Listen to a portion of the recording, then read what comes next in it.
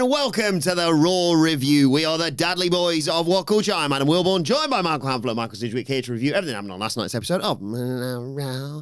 But before we get into it, if you're a fan of this sort of thing, make sure you subscribe to What Culture Wrestling on Apple Podcasts, Spotify, Amazon Music, and YouTube. We do daily wrestling podcasts where we not only review Raw, but also SmackDown, the show formerly known as NXT 2.0. You'll be Dynamite, pay-per-views, premium live events, we have interviews, roundtable discussions, and a round of the week complete with a bloody good quiz, of course, on Wrestle Culture. As I said, though, joined by Hamflett and Sidgwick to review last night's Raw. Was it sehr good for you? Bit of German there for you, Dusseldorf, innit? You can infer what it means. Yeah, it was just that, though. Just that. Like, it's fine. I had fun with this one. I didn't hate it. You have fun with all of them. Yeah, but this one, there was some, I was on this. There was a couple of things I really liked. Yeah. Sidge praised WWE in his roundabout way.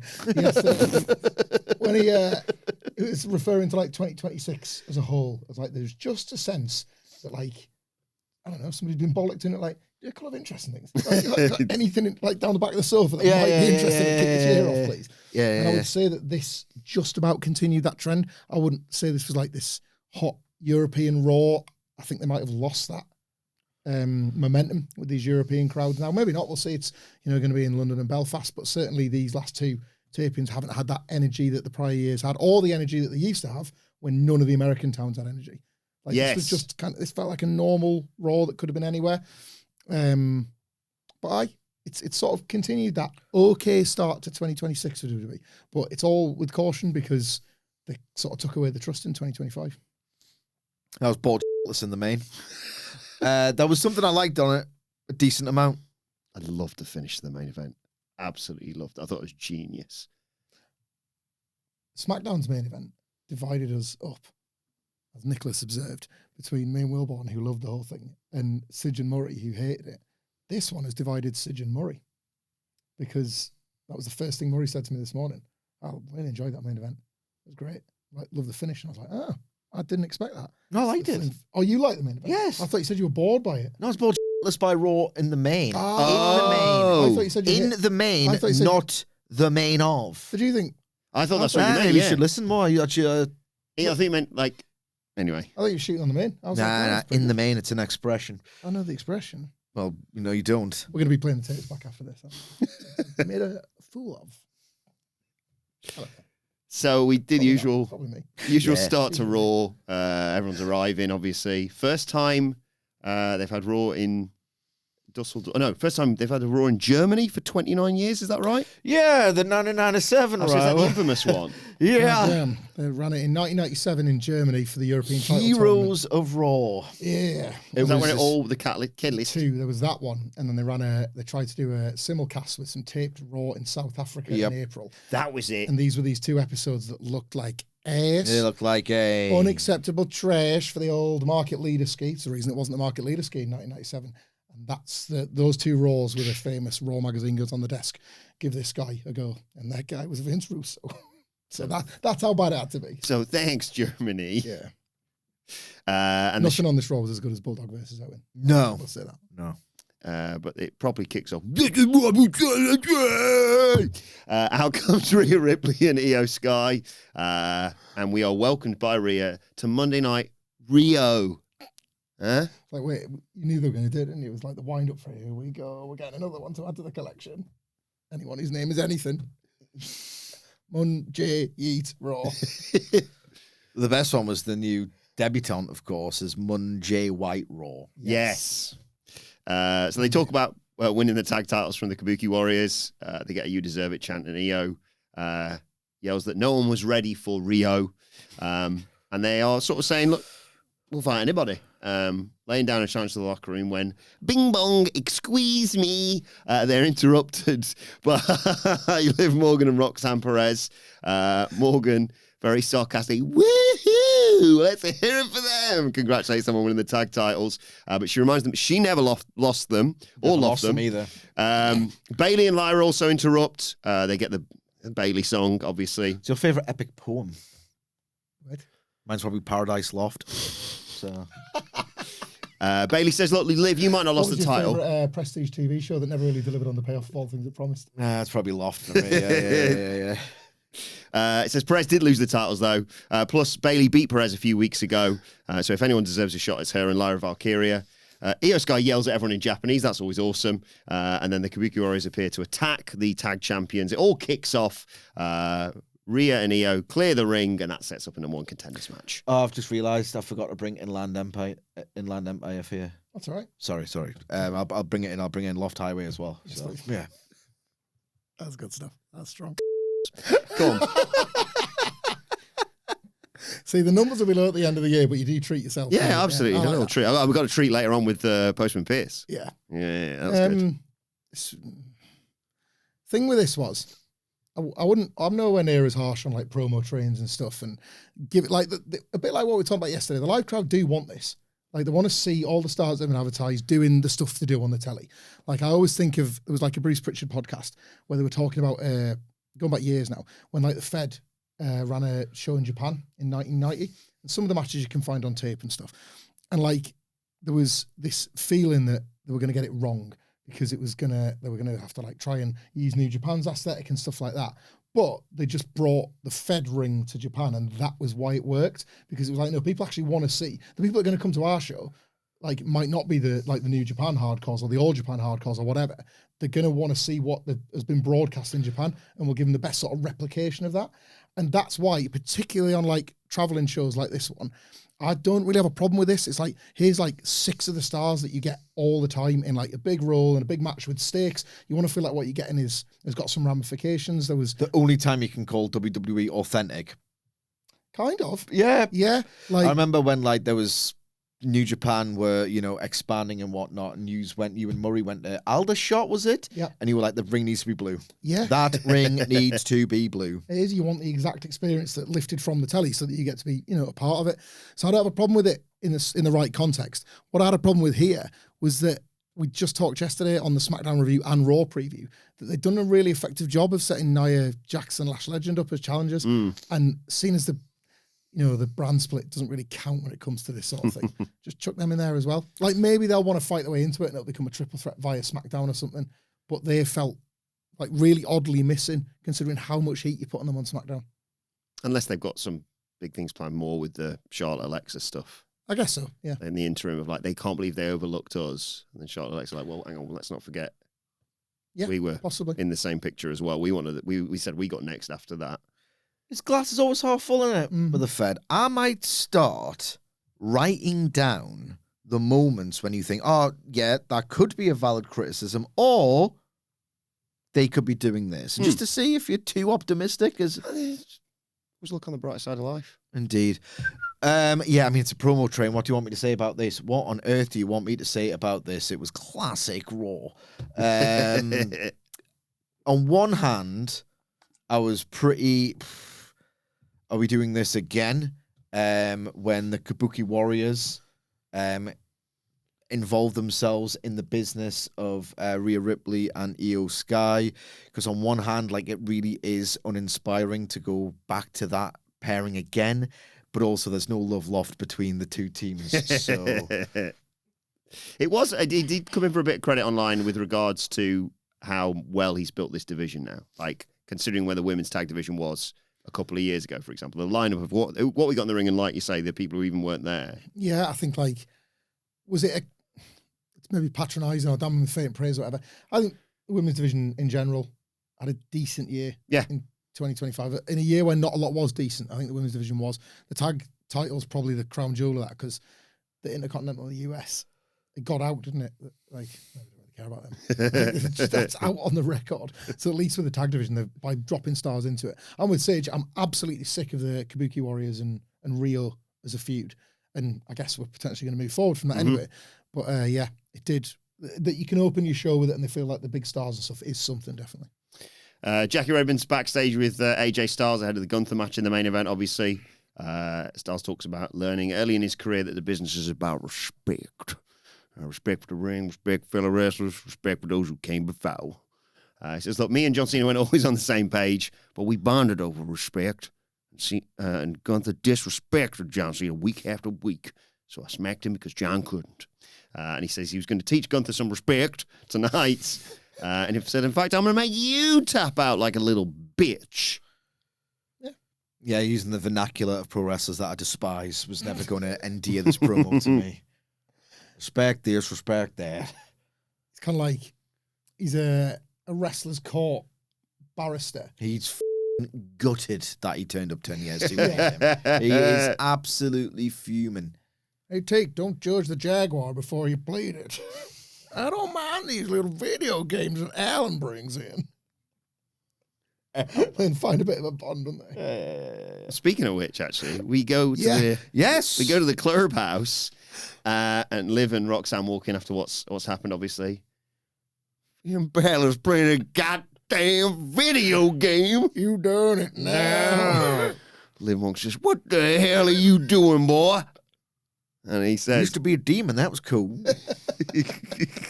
I wouldn't say you were the devil's favorite demon now. That would Kane. That would be my Kane. brother. But you could be a friendly cousin at the Deadman's cookout. "If the devil's favorite demon is occupied, you will fill that role." The devil's deputy demon. I did not care for it when you were fish-like against Roman Reigns, however. Tonight, the role of the devil's favorite demon will be played by me and Bálor.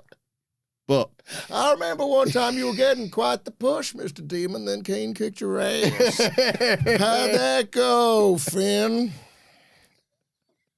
3.5 minutes on Raw. I remember that. What fell? That was early What Culture days, and I was like, guys, what the hell's going on? Just spotted him. What's going on? Kane's kicking his ass. That's what's going on. Pillar to post. Got a big red machine. Cleaner in the middle. So, she says, "What are you doing?" He says, "I'm playing a video game." And he's kind of kicking Cody's ass. Mm-hmm. We'll get back to that in a second. She said, "Well, you said you wanted some gold. Hey, you all talk, boy?" We don't wait for our title shots here on the Judgment Day. We take what we want. That's what they've done. Stop playing games, boy. Perez like, she got a point. She got a point take. Phineas Godwin. Finn says, "Just you wait." And as he says that, as we were talking about earlier, he gets beaten by Cody Rhodes on the game. That was a lovely detail. Like the second he turned away, the Cody characters just started kicking his ass. Kicking his ass, just like Kane. Decent. This as a nice, but I didn't think that the thing Finn Balor was going to do to take this message seriously was what happened.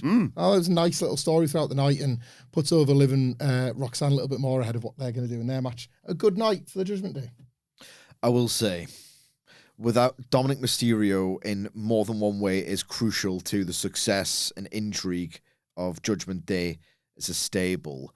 Just weird to see like kind of middle-aged Balor hanging around with a couple of little girls. You know what I mean? You need Dom for this. Yes. It's just he looks like that uncle. Yeah, but you let me play PS5, so. And then, as we talked about yesterday, they gave a big match to Javon Evans against one of the Americanos. Bravo, I think it was. Not that big. A match. Thank you. El Grande does get involved after RHIYO distracts him. Evans fights back, hits a nice dive onto El Grande and Bravo on the outside, and a running knee strike gets a 2 count inside. Bravo Americano comes back with an airplane spin. That's Tyler Bate. Oh, he's been studying Tyler Bates. No, it is Tyler Bate. Watching Tyler tapes. So after that, Bravo goes up top, but Evans hits a super Spanish fly and an OG cutter for the 1-2-3. Post-match, the Americanos they throw Javon over the announce desk and then try to corner him, but he leaps over all of them and escapes. This was a fine match, but I thought... Fine match. Fine match, kid. But I thought the post-match was way more effective at the messaging they were trying to get across. Like the Javon Evans character. Again, it's a bit like what we said about Jordan Grace and Trick Williams on SmackDown. You do have to sort of play to a new audience while not completely betraying the NXT one that already know them. And Javon Evans has had these little moments like in the tournament, the John Cena tournament, and here and there he's sort of appeared, but now he's an actual formal Raw superstar. You've got to refresh it again.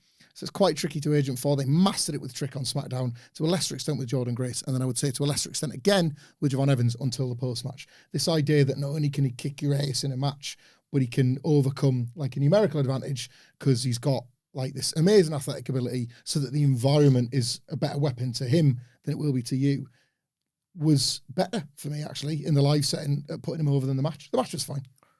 Routine stuff, what you need to do. I will say that guy, I worry about the state of his back in 5 years. He needs to, I mean, it's part, you need to pick and choose the spots, kid. They've had a word backstage. Yeah. It was good, but I got notes. Actually, speaking of Deadman, give us a second. Yeah, there's not much to say about this. They did what they needed to do. They've showcased his offense, but like, you know how he's bouncy. He said as much as he was pulling off some moves in this match. Yeah, early glimpses of Flanderization there. Not necessarily a great omen. They're reducing him to being bouncy, much like they've reduced Stephanie Vaquer to a sculpted bit of meat. Okay? So they are in danger of being too broad with the presentation of certain wrestlers, trying to make a salient point here. He does need to build the match around one cutter at some point because he's spamming them a little bit, and the byproduct of him being so bouncy is that like the distance he gets up and like how hard and quickly he has to fall. So he's going to mangle his back if he keeps it up for too long. Speaking of the Deadman, I think he might be Booker of the Year. But no, he books, Yeah. Like Chelsea Green was like, I want to get work, I want to get over places, I want experience, and da-da-da-da. It was Chelsea Green who was like, I want to go to Mexico. I want to maximize every opportunity I can get. I want to create opportunities for myself. It's like, get me Undertaker's number. She eventually gets Michelle McCool's number, who gives her Take's number. And he's like, yeah, I got an idea. It's his idea to pair Ethan Page and Chelsea Green. Oh, yeah. Green, is that Ryder's wife? Mark, honestly, she's pretty good on her own. Okay, I'll give her a go, I suppose. Ryder. Wasn't exactly. Hey, Ryder, enjoy your trip. Hey, Chelsea, you're a hell of a hand. Just don't be getting Matt tattooed on your neck. That man's made some errors in his life. People are really, we were talking about this the other day, like, people are broadly quite happy with that. There's like no complaints about WWE's, like, kind of, like, it's a purchase and then a takeover of that. I mean, it's not as if they ruined anything. It was in a state of total ruin. If they bought CMLL and did this, there would be ructions. Look at this. There would be absolute ructions. But like AAA was like, is he Big Sam at the moment? Is he just keeping them up? And then you're waiting to see if he can like Bolton Wanderers that bitch. And no, he's Gary Monk in that bitch. Really, Gary Monk in that bitch. He's like it's a bit of flair to You play the way. Yeah. It's a story. I'm on it. This, Deadman's full first year on the job. Like, so far, so good. What if he takes over Levesque? What if he gets the trial? It's like Deadman rules. Once again, Triple H finds himself usurped by people wanting to look at The Undertaker and Shawn Michaels. Yeah. Never you and me. You put yourself in the middle there. Why? End of an era. 25 and 26 with the better matches. Oh, I saw a classic bit of Triple H stuff on, I think it was on X or Instagram Reels. Remember it's the year of the Miz, of course. Mm-hmm. Hoorah! The infamous Miz. Hoorah! Go to WWE, call 8757. I think it's from the Todd Grisham interview that he did recently. Clip of that, right? And like, so he does that. Everyone's like, you got the number written on your hands. What, can't you remember numbers now? And then obviously the next week, to take the piss, DX are out there and sort of like teach him, you don't do that sort of thing. Yeah. And Sean does something where he's like, I think he's either like, we're here in, Little Cark, Arkansas, or like, buy our new shirt at www.shop.com. Right. Do you understand what that joke is, by the way? Before I go any further, just want to make sure you're aware why he said it like that. Yeah. Because the previous week, Miz had read it off his head. So you get it? Yeah. Good, because just in case you didn't, Triple H went, nice work, Miz. I was like, Jesus Christ, Paul, come on, mate. We get it. One of the worst guy in the history of guys. I've said it before. I will no doubt say it again. Triple H is the worst guy in the history of guys. It's like you two do an impression. And I'm like, well, it's nice to have The Undertaker on the podcast. Honestly, like, Yeah, I've put him over for years in this podcast for the booking that he's done that I liked. We give him 2,000. 95% of that man's career, he can't do nothing. Can't do nothing right. It's wild. Honestly, man, can't do nothing right. On more Triple H lore. Oh, go on. See, legendary Twitter user and message board poster Andrew Dice Clay has spotted a pattern in. I saw this. Talked to Andy about this on the news yesterday. In various WWE YouTube Vault uploads. You know the old THQ crack with that pathetic specimen Triple H who cannot be shown in a position of weakness. Yeah. There are two. There's probably obviously there's loads more, but two Triple H matches uploaded to YouTube in particular with even for him.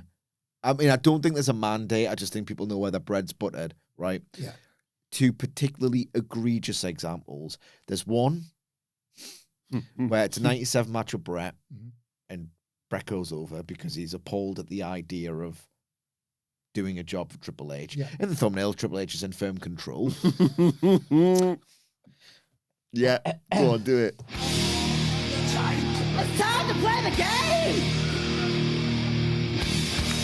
Time to play the game! Ha ha ha ha! Did it. What's the thumbnail for Triple H versus Ultimate Warrior at WrestleMania 12? Oh my God. It's not the bit where like Warrior's still got a jacket on and Triple H is throwing hands, is it? Nope. He's got It's worse. in the pedigree. Yeah. Before Warrior just stands up from it. Yeah. That's funny. So if you're like just doom scrolling or mindlessly scrolling through YouTube and the algorithm's doing its thing, you know, Triple H won that one. Okay, cool. Triple H is better than Warrior then. All right, great. So, I mean, this guy is pathetic. This guy's pathetic, and he's bloody worship him every bloody week. You make it sick, really. That's going to be fun to monitor that with the new uploads. I like that. So after this, Sorry. Oh, another thing. Starcade. It's a Starcade that the full show isn't up, sadly. And, you know, it's genuinely quite a bad thing for wrestling history that unless, you know, different means of, you know, accessing archives and footage and all the rest of it, you know, if it's all through WWE's official channels, you ain't going to get complete pay-per-views. You'll get, you know, you'll get Triple H's WCW matches, but none of the other ones. John Paul Levesque and Alex Wright. Yeah. You need that one. You need that one. You got to watch Austin on Van Fleet, man. For anybody that hasn't, it's just a recommendation to anybody basically that hasn't seen it. Just telling the story. Watch the rest of this first. Yeah, of course. Of why it didn't work. We've got Gooner comment of the week coming up soon. Like not working WrestleMania 40 and just leaving the detail out. Well, you know, WWE's a multi-billion-dollar organization, and you know, Stone Cold's here at his metal shop. He keeps calling it his metal shop. So I don't know if it's just a shop made of metal or a place in which he sells metal out of. But it's just, you know, we got a lot going on, and I told him well in advance, I don't think I'm going to be able to make it because I'm here at my metal shop. So obviously put his face on the van to try and lure him. It's like, hi, Steve, man. Like, I know you're at your metal shop, but WrestleMania, tell me again what I'm doing. Well, you're going to probably stun The Rock, based on the way we've ordered this out, and then just roll out. When do I roll in and stone Cody and drink beers? No, we're just crowning Cody. See you later, Paul. It's brilliant, man. It's brilliant. Got my metal shop. Give it the Deadman. Give it Deadman at the end of the season. You brought your gear? No. I dress like this all the time. I'm 100% badass 24/7. This ain't my gear. My life. I got my beautiful Titan Park on a meter. We'll speed this up. So Paul Heyman is outside Postman Pearce's office. And Pearce tells Heyman, like, come on, where is he? Where's Bron Breakker? If he's going to show up tonight, obviously with bad intentions, turn around, go home. I'm not in the bloody mood for this. I'm not going to tolerate it. Heyman says, I'll pass it on. Okay? And then during the break, we get what does Jey Uso do with the crowd, actually? Well, they're all eating, and then the music stops. So he kind of goes like, and then they all eat a bit more. And he gets it out of there. I've done nothing for like 3 weeks. Yeah, saved like 5 minutes on this Calling one. yourself the best tag team in the world and not wrestle anymore. Well, His belt's a curse. it's preferable. A big match coming now, though. Big challenge. This coming is down the pipe. least. What is it? Alpha Academy, isn't it? Otis and Tozawa. Great. This is the least I've been offended by Jey Uso for about a good 3 years now, so I'm happy that he's doing next to nothing. Honestly, I was thinking about Jey Uso the other day. Like, God, I hate him. God, I hate, like... Oh, Gotta hate what I'm expected. 4 letters, 1 word. Hate. Just what I'm expected to react to this dude. Awful wrestler, this awful actor. Just how incongruent it is. The talent that he has or the talent that he hasn't and what he's expected to do. And it's like, I saw it, you know what it's like? It's a bit like watching Too Cool in a Hallmark movie. Go on. It's just absolute prelim wrestling goof. And there's just slathers of sentimentality that I'm meant to feel for him. It's a joke. Anyway, I'm glad he's not doing much.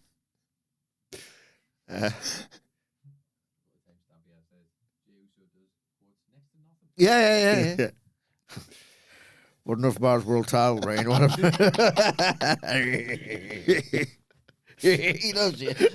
He loves it. the world champion CM Punk comes out. Great reaction. Said it's good to be alive on a Monday night in Dusseldorf. Never going to get tired of saying that. Not going to get tired of You already are. privilege of being your world heavyweight champion. My plan, as outlandish as it sounds, is to be champion forever. But we're on the long road to WrestleMania. Anything can happen. Just ask my friend Cody Rhodes. Germany, not a fan of Cody Rhodes, judging by the last couple of times. No. Look, you said I can plan on being champion forever, but it doesn't mean it's going to happen. I said I was going to be a fighting champion right around the corner before we get to WrestleMania. You got the Rumble, got the Chamber, 2 opportunities for someone to call the shot. I'm the guy standing here wearing the gold. The road to WrestleMania goes through me. Just survived a battle with Braun Breaker last week. Paul Heyman, the Vision, they're in the rearview mirror now. It's time for the champ to look forward, do some champ stuff. And I look forward to finding out who my next challenger is going to be. Bing bong, squeeze me. Finn Balor interrupts, saying he's not going to wait for the Rumble or the Chamber. He doesn't want any handouts, but, Punk, you recalls, did mention him as a potential match for the title. Punk said, yeah, I did mention your name alongside a list of many talented wrestlers. But where's your ambition, kid? What you been doing? You playing goddamn video games in the back? Is he 43 years old? Working with Dom, working with JD. What you been doing? Shining Liv Morgan shoes. And also, would I be facing you or you and the Judgment Day? Because I've just done that whole numbers game bollocks, basically. Look, I'm a fan of yours, Finn. I also want to be a fighting champion. So how about I go in the back, put my boots on. We settle this right here tonight. Crowd love this, obviously. Chanting for CM Punk. But Balor responds by saying, look, timing's everything. I'm not going to jump into anything. And anyone who has watched my career know this line behind you starts with me. But you won't have to worry about Dom or JD. I'm not going to be, but I won't be alone, he says. I've seen you use home field advantage in Chicago. Next week, we're in Belfast. And that is where I'm going to fight you and become the new world champion. Punk accepts but apologizes to the fans in Dusseldorf and to the fans in Belfast who'd have to watch Finn Balor go to sleep after a GTS, because at the end of the night, I'm going to be standing on your chest with the ring announcer saying, and still, world heavyweight champion CM Punk. There were 2 things I liked about this. Finn Balor doesn't exactly inspire joy in me as a challenger. He's just not that wrestler anymore. He's been around a long time. But I felt a little bit like I needed Sidgwick's noise machine. Yeah, it was that kind of reaction. I was like, you knew the interruption was coming, and there wasn't the that door sense. had creaked open and Stack was going in for a second. There wasn't the sense of dread that it was like the Vision coming out. It was the obvious example. There's probably others where it's just not them. Like Finn Balor, it's not going to be a long story, or you don't think it's going to be a long story, but the match is fine. The other thing, and the promo exchange was all right with it as well, to set it up for a 1-week TV build title match. The other thing I really liked about it was they've obviously put a pin in the map for Belfast for Finn Balor and Becky Lynch to have title matches. Northern Ireland, Republic of Ireland. I was going to say, not looking too closely at the whole map then. No. But I did a bit of reading on, a lot of people from Dublin travel to Belfast for TV tapings and vice versa. So I get, yes. It's fine, I guess. I won't get into that. We love Belfast. Yeah, just be quiet. Well, Belfast is awesome as well. But what I will say is that if they've thought about that in advance enough to decide we're going to book that there, I haven't done this yet, but it does make me want to go back and just check that list. To Belfast, I'll come with you. Any day of the goddamn week. Belfast was a time. But that Punk promo where he lists the names, it's made me want to go and double check who he said and think about the wins for them, because presumably that's not been by accident, and they've obviously looked ahead and thought who will make good one-off challenges for Punk. name check them and we'll do them. Or at least, look, it could have just been a bit of luck with Finn Balor. But it's nice to think that, no, they put that process in place and now we're at the point where you can start using that little hit list that he made out. I thought that was like, again, like what I'm looking for is to have a little bit of my trust in the process restored, and this did that. Yeah, I mean, I watched this segment and I kind of got over my PDS somewhat. Because, again, just to bring back the noise, the noise I made was this. And the face I did was this. What Culture Wrestling Podcast on YouTube. I love that gif so much, man. It's the funniest thing ever. You've seen it, right? I don't think I've seen this gif. It's brilliant. I don't think I want to now. I think your version of it. The purveyor of the real gif. one, yeah. In when that, you learn like a wrestler is just completely lifting like Hogan and superstar, yeah. Like that's it now. You're the first one who says like that. Oh, that's Sidgwick gif. Yeah, yeah.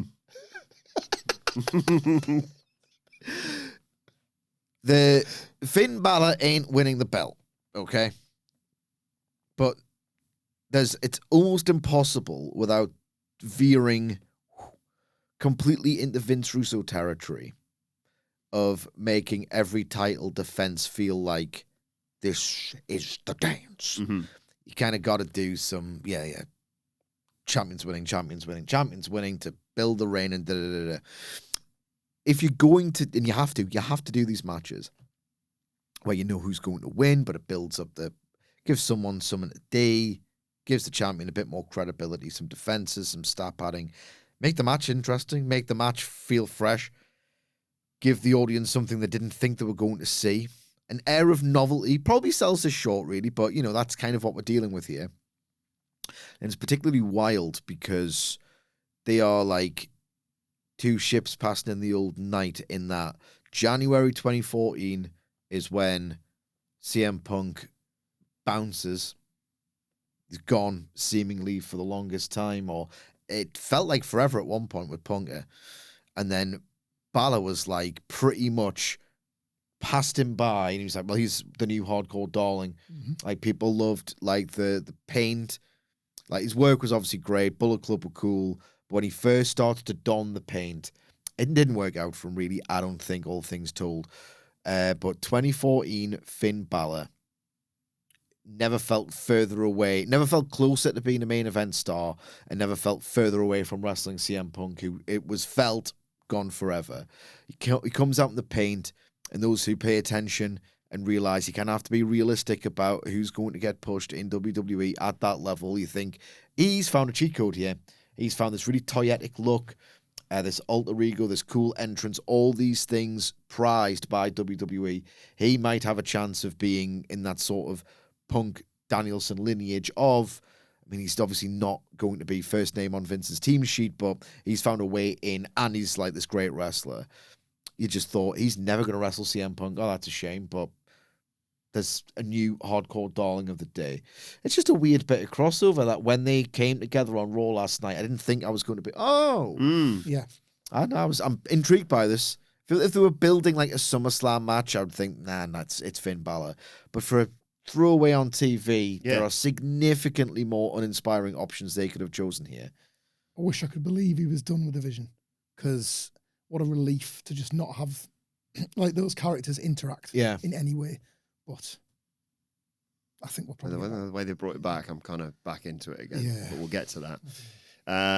We got a video package for the main event, Gunther and Styles, and then the number one contenders triple threat tag team match, the Kabuki Warriors, Bayley and Lyra, with matching gear. I forgot to mention Bayley. Shout out their new gear earlier on.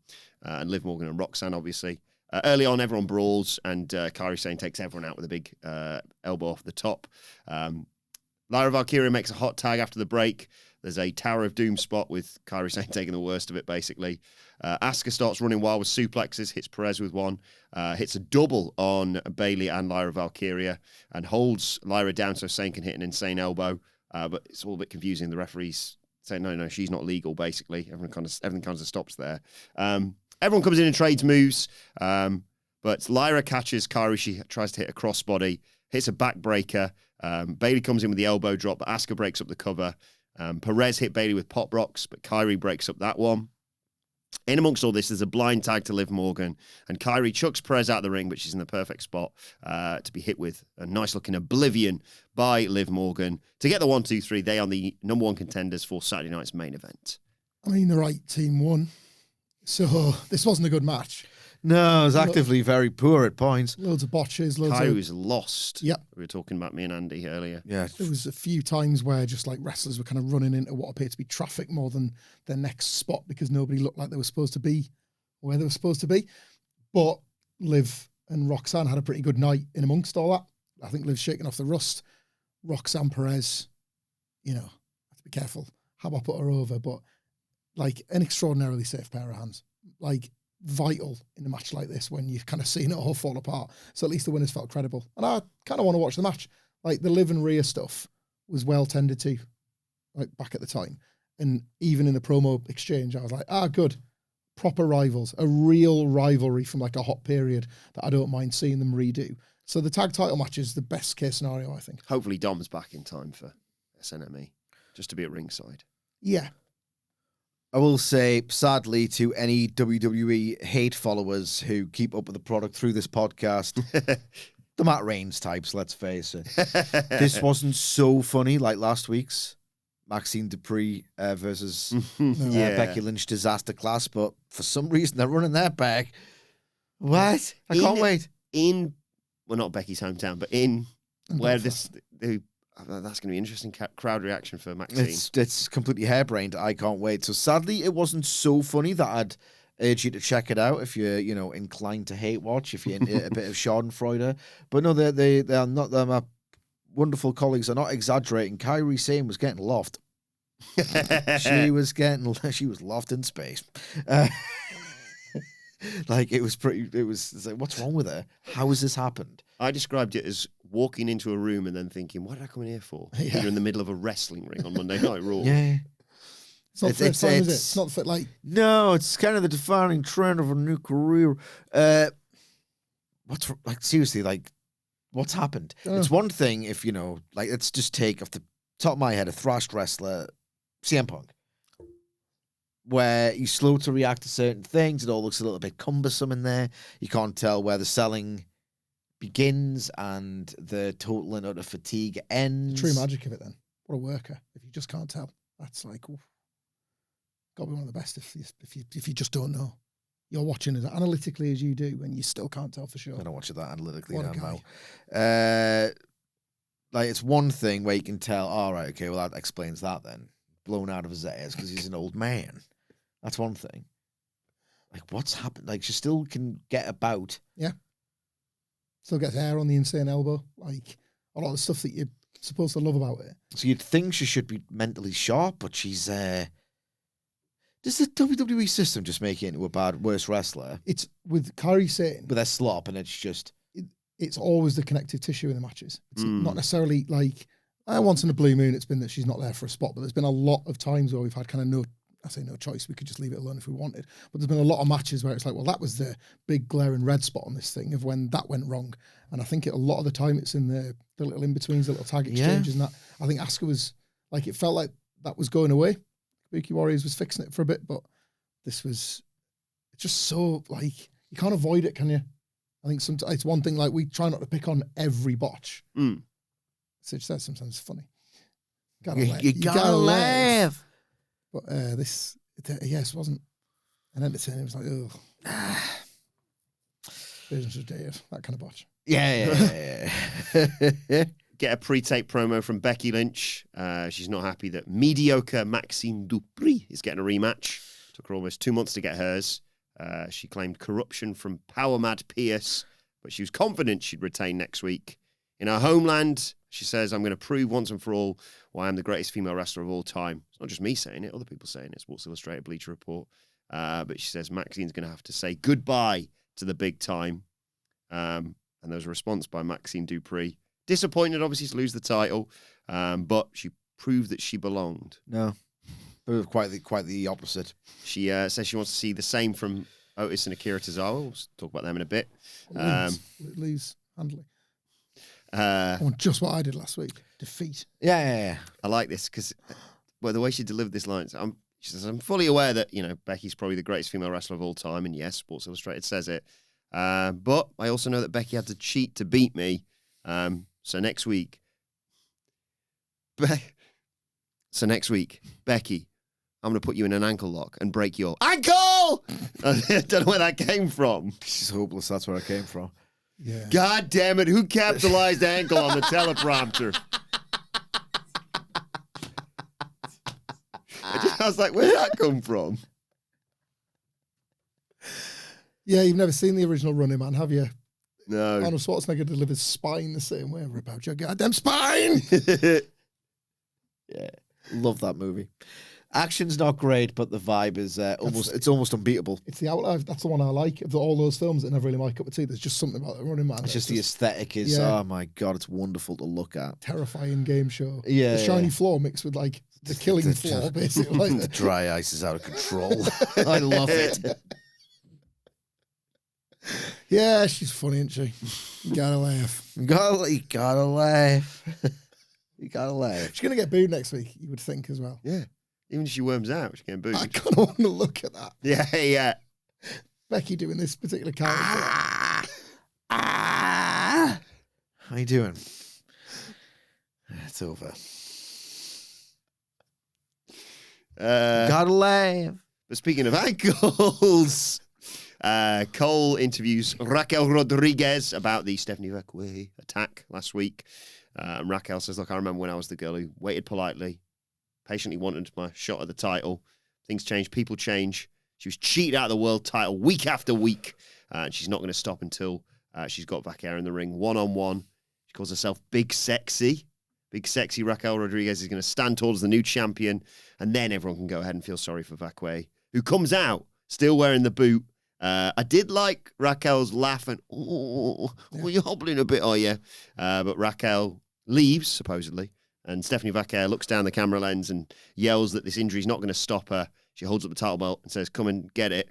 And Raquel obviously hears this and goes, okay, and jumps her again, beats her up, slams her ankle against the ground again, goes after the injured on the walking boot, whips her with the title, cracks the title. Crunch. As we've subsequently discovered. Walks off as, again, Stephanie Vaquer is injured. I didn't just like her reacting to Stephanie Vaquer coming out. I liked all of this for the second week in a row. Another really good heavy heat beat down. Last week it was on the body part, which just felt like cruel, and then she got her again backstage. Friggin', this was Baron Corbin, Austin Aries-esque in how she just returned from nowhere and trucked her. Like the attack from like Raquel Rodriguez, like that all gas, no brakes, to use the Jacob Fatuism of like, I'm not stopping. Are you all right with that? And Stephanie Vaquer's, yeah, I'll try and go down. Because even as she's going down, she can't really get her hands up, and you see her immediately go to her face. And you think, I think that's just real. I think you've just hit the deck hard because you knew this attack was coming and you left yourself open for it. And yeah, the belt getting smashed up and stuff. I love this little, like, they've got a nice little mini TV feud out of this. Raquel Rodriguez is having a good run with it. Stephanie Vaquer did the cool babyface selling as somebody that, like, looked really vulnerable, injured, and then took a beating, and then had like really good fire when she was able to pick herself back up and like screaming at the camera as well. I like all of this. We talked about this yesterday with regards to where it happens. Is this the work they put in? Is this merited putting this on the tape rather than Saturday night's main event? It's SNME sized, I would say. Is that what you think? Probably. I just was going to say, because I like the idea of, because SNM, you can either do one or two things. You can either have Judgment Day saying we're going to leave with all the gold, basically, or you have them fight and probably lose for the tag titles, and then Liv be like, I'm going to go in the Rumble. And on the same show, Raquel's like, well, who would you challenge if I win and you win? I suppose, like, if I'm rating this match or the quality of the story, I would say, yeah, Royal Rumble all day. But I'm struggling at the moment to see it not being two Rumbles, two men's singles title matches. I'm not necessarily advocating for that. I'm not really seeing anything in CM Punk's future that justifies it. No. But the way he was talking, I had a feeling you're going to get Drew versus the challenger and Punk in action with his title on the line as well. It's good, though. It's good. Yeah, the physicality's good. Don't do another week of it.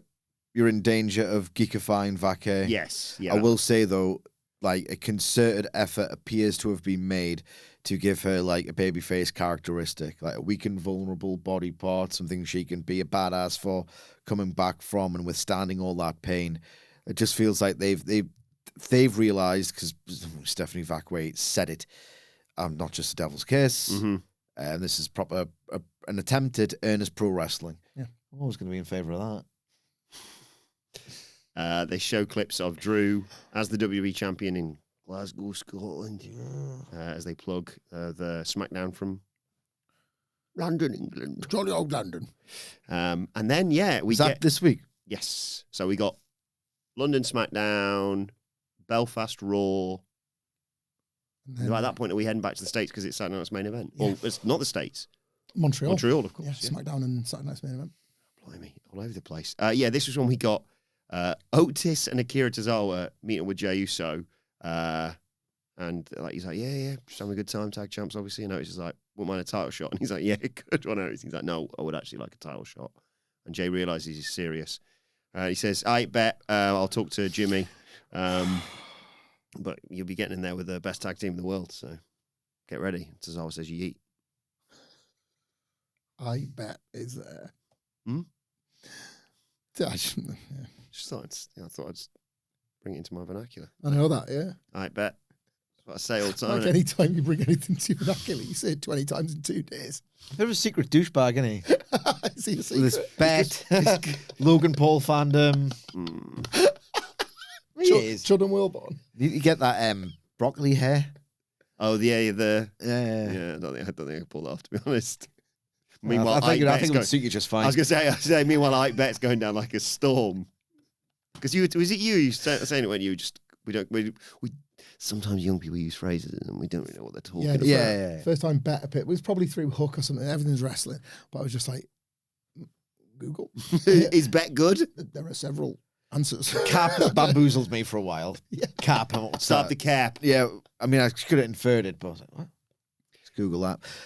It's because I was talking to Nicholas as well yesterday about this because somebody... Low genuinely is a new phrase. What's this? On Twitter. What? Low genuinely. Low... Like, it's like, I was in like genuinely, but low key. Yeah. Oh, That's I fine. that. Nope, it's awful. I was saying to Language him evolves, doesn't it? You know, portmanteaus and that. That's normal. when I was at this is when I was at uni, right? Even then, I was chatting to, I think someone was on my course and we had to meet up to do some group projects. And I was like, how does Wednesday work for you? And he went, I've got bear on Wednesday. And I was like, does that mean you're free or busy? I don't know what that means. Is it free? I think he Or was is it busy. changed now? I don't even know now. Okay, bear minge, bro. Yeah. Because does that mean... Because that means lots, doesn't it? But bear usually means empty. Is it like that thing where it's like, oh my God, that album, it's so bad, but that means good? What? It's just example coming straight.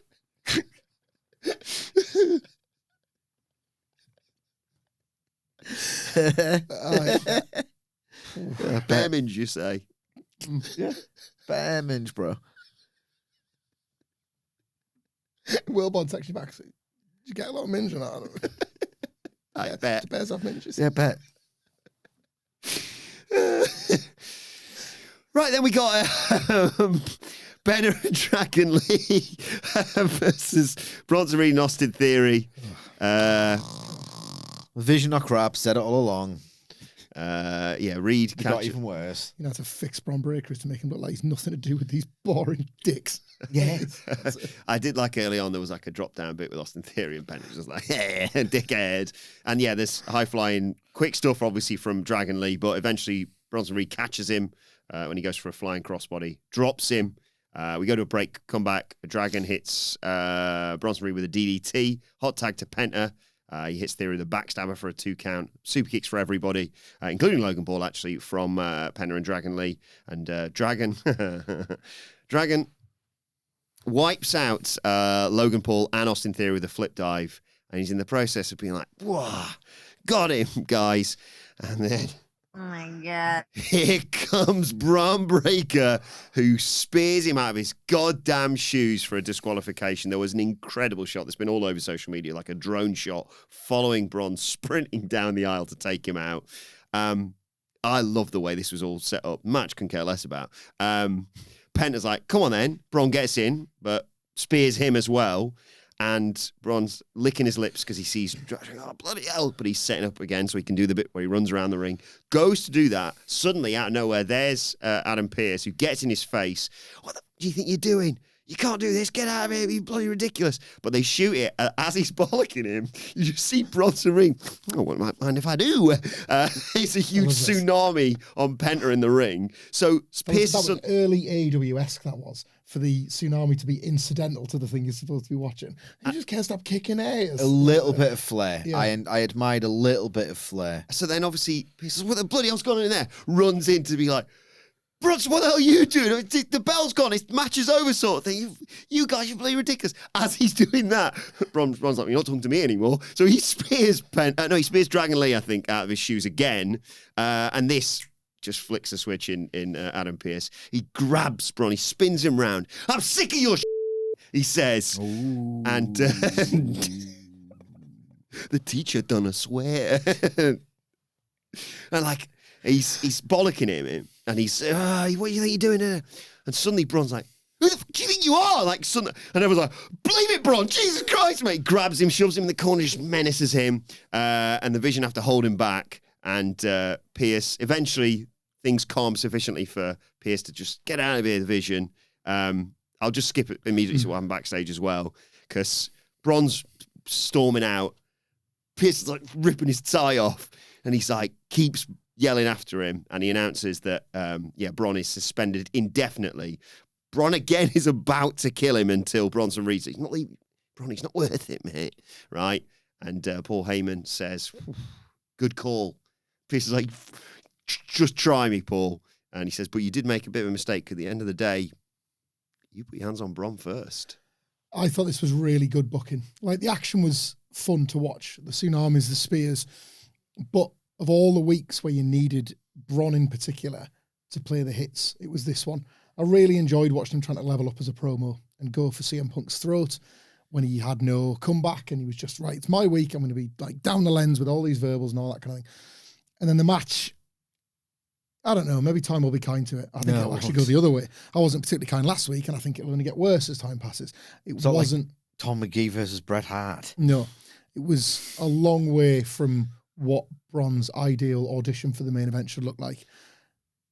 So this was back to basics for him. The angle presumably was planned, like him getting suspended, the Vision causing chaos, whatever. But you've got to still pull all this off. I think it's worth praising it, even if they were always going to do some sort of chaos storyline. They've done stuff in the car park before. It's Bronson's Tsunamis, again, playing the hits. It's worked before, so you can kind of see why they would do it. But you've still got to pull it all off and make it feel convincing. And Braun was excellent here. Like, in every task he had in front of him to do one of them kind of all-timer spears. They're going to shoot it and they're going to put the effort in. So you've got to hit that bitch. Oh. And he absolutely kills him. I love the one where he tore himself away. I'm glad you flagged that up, because it was like that feeling of, are we done with this bollocks? Because I want to do some more killing, please. I bought that again and I believe that. And I said it just yesterday, Punk Braun to me still would be a big disappointment and kind of lazy for WWE to go back to for WrestleMania. I think Sid just nailed it, and I'm dreading it with the Seth Rollins triple threat. Just makes all the sense in the world. But Braun did everything here to try and work you back into wanting a version of it. And I have to admire that as an individual performance, being given the ball back, I suppose. Here's a big angle here. Can you put yourself right back to where you were a couple of weeks ago when we were setting you up for that title? I thought he did it. Yeah, I thought they did a really good job of sort of rehabilitating him, like you say, because this time yesterday, if you'd have been like, they look like the Mania plans are in place and it looks like it's going to be Braun one way or another in that title match. This was just right back to it. And it is one of those things a bit of you kind of want to be in attendance for a Braun Breaker spear when they look like that. Because my word, that was incredible.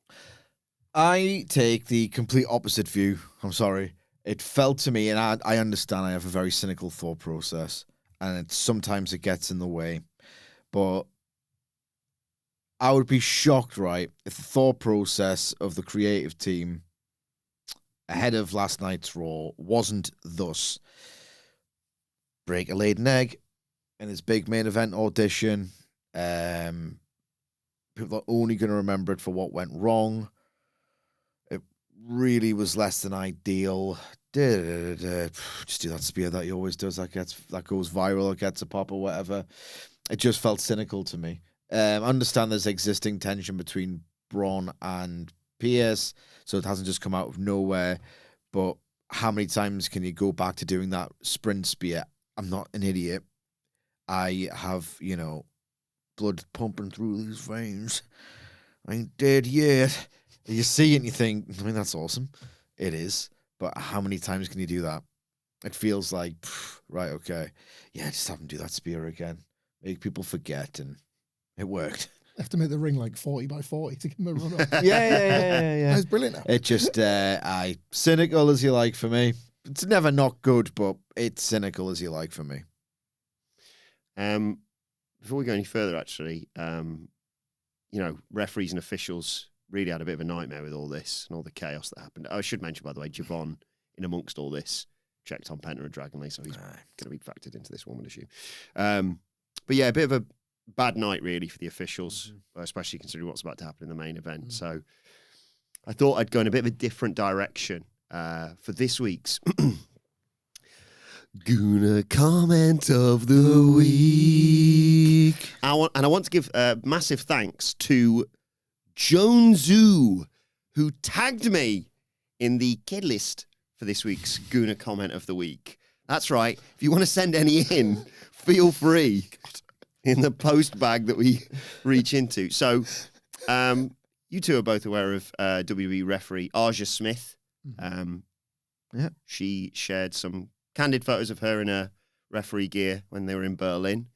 And that got the internet talking. About 8 Gooners. Isaiah. How many comments have we got this week? This is the preamble. Don't worry, I haven't got there yet. So this is the one that I got tagged in. So Isaiah, after Wrestling World CC shared the images that Miss Smith shared, Isaiah wrote, "Nice little ass on her," and Zay responded, "Nah, FR," which I think means for real. Yeah, good. Okay, nah, for real. I'd let her pee on me. And I looked into the 8 responses that Zay's got, and every single one he's responded basically saying like, Zay actually responded to Jonesu's tag, which wrote "Good comment of the week" to "of the year," more like. And yeah, Zay proceeded to say that this was life changing when someone pisses on you. Just being honest. Dog, I've been peed on before. It's amazing. Just make sure she drinks a lot of water. Everyone's like, well, "You're all right, mate." And he's like, no, it's happened before and I loved it. Don't knock it till you try it, fam. So that was the catalyst. Yeah. We're not a kink shaming podcast. No. It's all fine by me. As long as you got consent and not hurting anyone, do what you want. He's promoting his interests quite heavily here. Yeah. Dan the Gooner also responded to this image. We've heard from this guy before. Yes.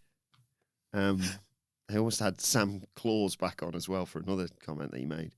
But yeah, Let's Dan, not forget Stink Pipe Addict. Yes. Remember them? You might be heading back there in a second because Dan the Gooner wrote to this picture of Arja Smith, "Thanks for the post." Nice. Yeah. Sorry, thanks for the post. It's about time I wank. Don't you hate it when you forget to do something and then, there it is. I almost forgot to drag the bin out this morning. It's about time I wank. And I was like, oof, just got there in time. Yeah. That's a week ruined, that, isn't it? Oh, God. All week. Because if you got a situation where it's only every other week for you. Yep. Yeah. 1 week on, 1 week off. 2 weeks. Is that, you're talking about masturbating on the bin? Sorry. What? Okay, got it. Bit of an international flavour to these as well, because I had to get this translated on X. Right. Vinny's response. So we're going all around the world for Vinny to say, "I'd live inside that ass, to be honest."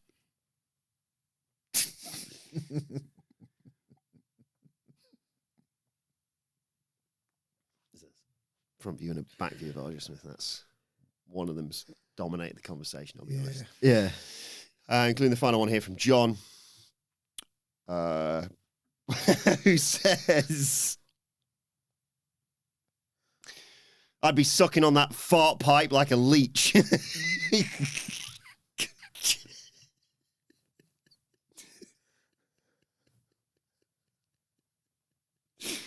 So anyway, that's this week's Gooner comment of the week. Thanks again to Jonesu on that on X for that tag. Do you ever go to the profile after you find the? Oh, should we look on Zay's profile? Yeah, See if there's any replies, and I think thorough investigations warranted, I think. Speaking of funny, actually, God. there's a very funny WrestleMania commercial with all the celebrities trying to get in there. Thoughts? It's Like, the names were pretty cool. yeah. Some of them. Who I missed? Probably 10 days. Peyton Manning, John Bernthal, Pete Davidson, Eric Andre, iShow Speed, Lin-Manuel Miranda, who don't, like they did the Sammy documentary. It's like, don't promise me something and then not deliver. Lin-Manuel Miranda pitches Dominic Mysterio the musical. Well, don't say that and then not deliver. Your boy, Tyrese Halliburton, was on there. Mm-hmm. And is it Jalen Brunson, the other one, that they had the... Against each other. My thoughts on this were that, yet again, WWE, because I didn't mind the concept of it, right? This idea that celebrity WrestleMania is such a big deal, celebrities want to get involved and so and so. We do, yeah. Yeah. Just like the original trailer, I refuse to believe that WWE had lined up the Women's Division 1. It was, they looked at their response online and was like, there's any massive Women's Division stars. Sorry about that. It's the little... It's the same again. It was just like, Sorry. Triple H's roller dicks of failures. Yeah. Like, I don't know. And then again, it's cool. Like, you make yourself look in demand with all these stars, but Triple H has got to win, hasn't he? Yeah, whatever. I suppose somebody else on the phone. I'm trying to sit here and do some point A to point B to point C storytelling. And bloody phone ringing off the hook. Jesus Christ. No one rebooks his GMs to hate everybody. Like, maybe Ava. Yeah, it's Michael's job, there. Yeah, Sean's job. that's true. But He's bad at it. he looks so like the Triple H Disagree. being like not arsed when, like, I don't know why we talk about title matches when the main event of WrestleMania is whatever Triple H wants to feature himself in. It's just like, this again. Can't it be like like the reception desk of WWE headquarters? The idea that they're just so desperate to get in touch they can't even get the number of the people in the top offices. That's a bit of fun. I think the isn't it? story. The story of it's a very funny advert. But I think the story of it was that they'd collated it all for him to peruse. Yeah. That was because they don't all come direct to him because He doesn't have to be in it to work. look You this over. can make anything up if you want. He's the worst guy, man. Another. Who are they calling? Oh, we haven't really thought about that. I'll do it if you need somebody, I guess. Need somebody for them to all. Yeah, we were just gonna show like an inbox and then like Yeah. show us opening it. Probably show me opening it if anything. Yeah, if you need somebody in it, I can do it. Worst it's fine. guy. Worst guy in the history of guys. I'm doing I it. include CM Punk in that. But not all WrestleMania adverts necessarily have to be bad, do they? Stay tuned. We hope. Yeah, I loved the Oba Femi video package. Look how high he can throw people. Great. It's again, we said this. It's important to differentiate. Like, you can't just do the Triple H. Here's my 4 best wrestlers. Enjoy them. See you later. Like, you're supposed to be bringing up new characters. This is different to the Trick, which is different to the Jordan Grace, which is different to the Javon. You're trying to exploit the benefits of all of the call-ups in a useful way. I like it. We haven't done much analysis in the past 10 minutes, mainly more on the banter side of the podcast. So here's some analysis, because I was thinking about this. Now I'm going to say it. Is it a bit of an indictment that a lot of these are happening in January, when in January, what you really want to be doing is creating those last bits of intrigue around the wrestlers you've been sort of tending to all year long, mapping their journeys all year long. It's the season finale of WWE WrestleMania. Should you not be thinking, oh God, I can't wait to see what Rusev does at WrestleMania, what Penta does at WrestleMania, you know, what Aleister Black does at WrestleMania. I reckon it's an indictment of the mid-card in particular that it's, you know, it's January and you're meant to be, right, the existing core cast are on the final step towards WrestleMania. Let's get some new ones in there, but they're boring, these. I agree. It's an acknowledgement through booking or just through not realizing or acknowledging it that a lot of wrestlers went cold in 2025. It's felt fresher for these call-ups. Yeah. You know, and it shouldn't be happening in January realistically. But you can't have that if it was fresh to begin with. You know what I mean? It's like likewise NXT feels better for it. It's we were late to this, but it couldn't have come at a better time. Well, I don't mind that though, you know, because it's like a course correction, isn't it? You're trying to address a problem, I guess. Before the main event, Jackie Redmond interviews Gunther. He says Styles is disrespectful for getting involved in something that he had no involvement in.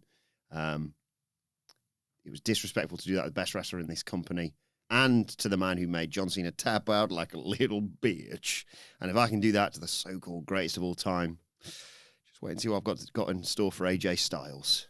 And out he comes. Gunther versus AJ, main event. I might forget this AJ's gear. Oh my God. He looked wonderful. Yeah.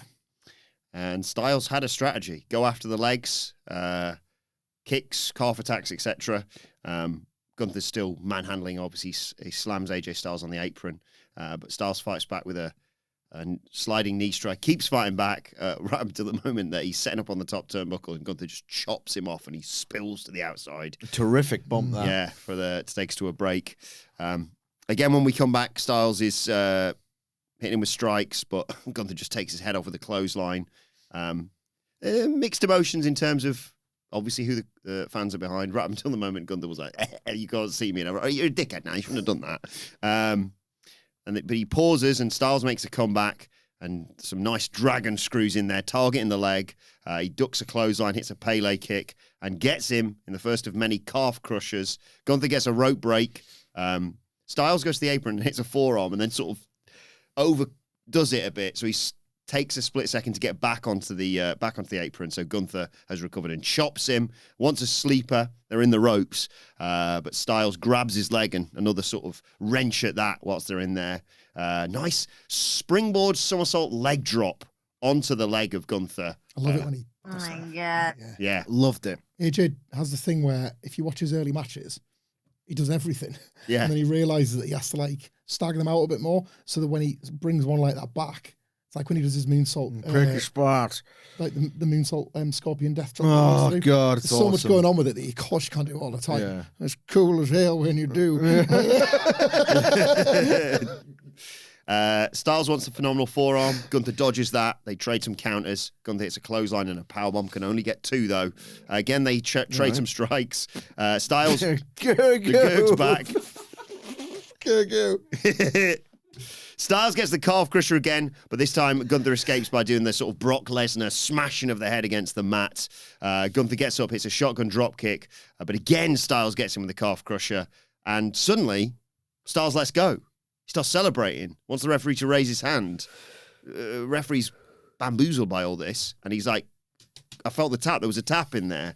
Referee has no idea what he's talking about. They go to the ring announcer, because the bell's rung and what have you.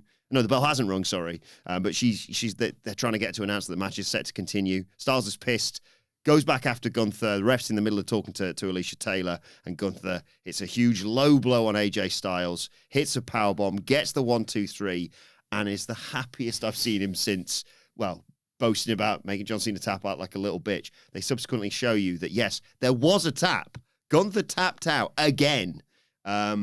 But he tapped on the sort of blind side to the referee, so ref didn't see it. He sort of outsmarted him. I thought this was genius. Yeah, I do like this finish. Yeah. So much so, I'm surprised wrestling, because this was obviously not the first time I've seen it, I'm surprised wrestling hasn't gone to it as often as they have. Deadman with Brock. They did it one time. Yes. Yeah. Confuse the ref with it sort of thing. Yeah. Low blow. No, it was about time to dust it off, especially when you just don't, you do finishes too often when a cynical little twat like me can go, oh, they're just going to do this, this, or that. Didn't occur to me that this was the way to do it. So magnificent, rare use of restraint. I thought this match was really, really good. And I want to put over Wade Barrett because when I think it was worked, either that or it's that wonderful thing, either a work or a fantastic bit of improvisation, both great. When AJ did this kind of half slip, and then Gunther just went straight up to him, crunch. I think he was working. I think he was was working. Stumbo Bumboing over the rope, he was like holding his chest as if the earlier chops had like hobbled him a bit, and I thought that was brilliant. So I think it's super rare when if it was an improvisation, both the commentary and each wrestler is in lockstep with it.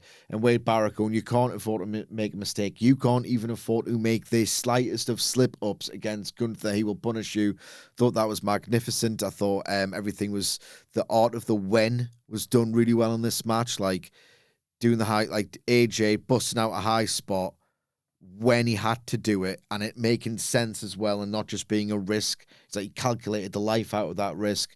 It's just some really smart, thoughtful, detailed pro wrestling, honest to God pro wrestling busting out on the show. It was a bit of me, thought was really, really, really good. The persistent calf killer that AJ kept racing to was him showing Gunther that he could wrestle in his own game, because Gunther does that with a sleeper. Just when you think you might be out of it, he just drags you back in. And AJ doing that was showing him that he's on his level at a bare minimum, if not better. And that's what causes Gunther to have to come up with this like scheme to win, rather than I'm not going to beat him with my usual 80 different finishers or my sleeper trap. I need to show that I've also got something else that I can go to. And that was like, it was earned. That kind of like dirtbag asshole finish was like really well earned. There was something else I wanted to put over about AJ Styles, who was great in this. I love that in a match premised around AJ Styles fighting for the honor and respect of John Cena to weaken Gunther's leg for the calf killer, he does the dragon screw as its own tribute to Tanahashi while they've retired at the same time. That was like the weak, that felt to me like that kind of like, I can get them both here. I can, and Gunther, I tried to put him over yesterday and I was hoping the match would be evidence of it. Gunther continues to me to just be this like, he's the real perfect WWE superstar, because it takes some guts to book a character to laugh at his own scheme working out as the show's going off the air and not do the, like, what's going to happen when the referees and AJ find out about all this and that kind of, Gunther's owning it there and then. And he's like, tough tits.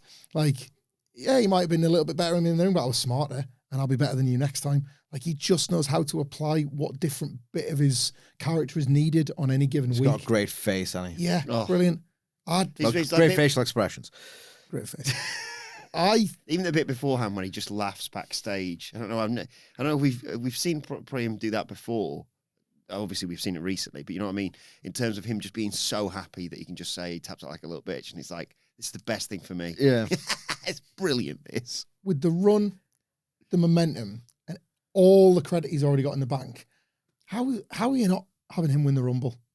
Like, all things being equal, how's Gunther not winning the Royal Rumble, Like, this character is over. This run is a renewed Gunther characteristic from the guy that's already gone coast to coast in Rumbles previously. So he's shown that he's got the metal for it, but now he's added these extra little tools along the way. Like, in kayfabe, more than anything else. But then, we analyse this as well from a booking point of view. How is he not your kind of almost inevitable number one contender to a babyface world champion? I love this. I love Gunther so much. I want to see them run it back. That's the key thing, isn't it? Of like, I know it's because half of it is because of, come on, look, you lost, you didn't. But also, like, I could see them. This could run and run in terms of a feud that potentially crosses the whole year and retires AJ at the end of it. I mean, they'll definitely get back to it. Yeah, Gunther will nope it now, won't he? Yeah, done with you. And I see what you're getting here. Like AJ, he did. I mean, he's lost the battle, but can he win the war? Well, let us know your thoughts in the comment section below or on X at WhatCultureWWE. Watch, they can follow all four of us. You can follow us at WhatCultureWWE. As I said, you can follow Michael Hamflett sort of at... Michael Hamflett on Cameo or HamflettX@gmail.com. Follow Michael Sidgwick at... Sidgwick. You can follow our brilliant producer, at It's Adam Nicholas, and you can follow me at Adam Wilbourn. Follow us all at What Culture WWE, as I said. Make sure you subscribe to What Culture Wrestling, wherever you get your podcasts from, for daily wrestling podcasts. We'll be back later on today with the NXT preview, but for now, it's been the Raw review. My thanks to Hamflett, Sidgwick. Thank you for joining us, and we will see you soon.